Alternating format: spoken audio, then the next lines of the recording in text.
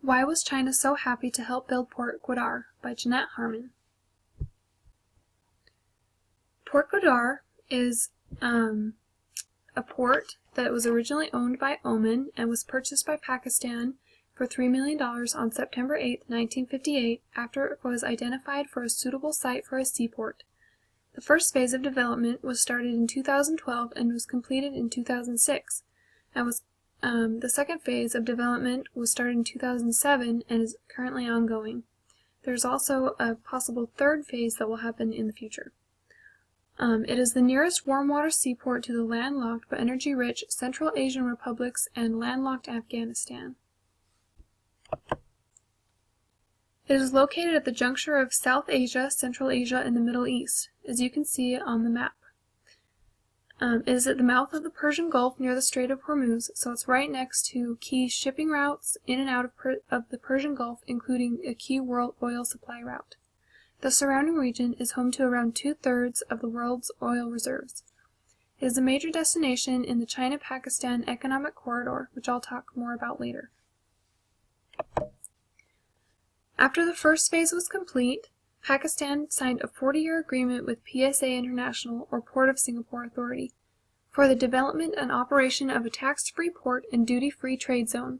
However, PSA withdrew after 5 years because the port remained unused despite its development. Due to China and Pakistan's strong military ties and long-time friendship, Pakistan asked China to take over the operation in 2011. 1 year later, China confirmed that it would be taking control of Gwadar. On November 12, 2012, Pakistan and China signed a deal to acquire the usage rights to over 2,000 acres of land for a state-run Chinese company called China Overseas Port Holding Company.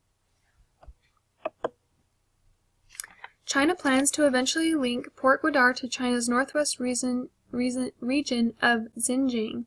As you can see on the map, this is the planned route of the infrastructure expansion.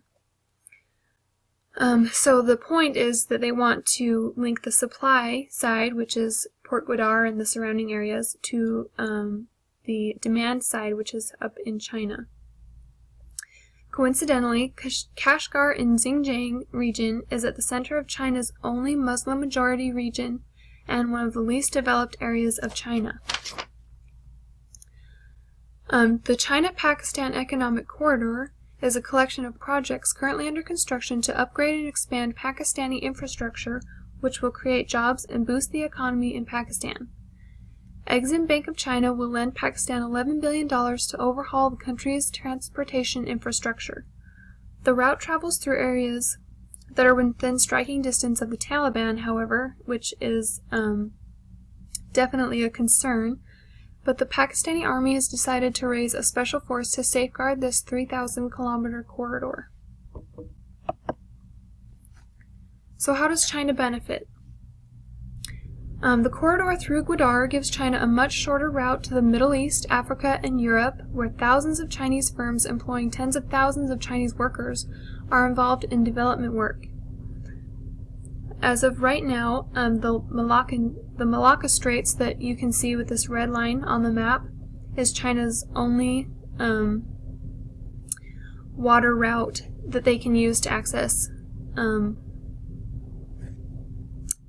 the Middle East, Africa, and Europe. So going through and using Port Gwadar is a significantly shorter route. So that's definitely a huge benefit for that. China also thinks it has potential to serve as an oil pipeline hub for Chinese energy needs.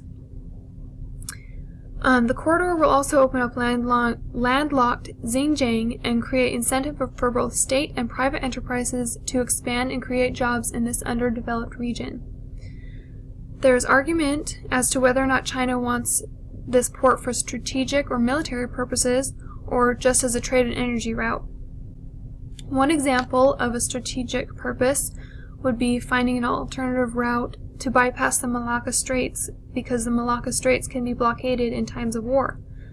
However, many people think that strategic military purposes are an unlikely reason for China's involvement in Port Gwadar. So I hope you all learned more about this topic, and here are my sources. Thanks.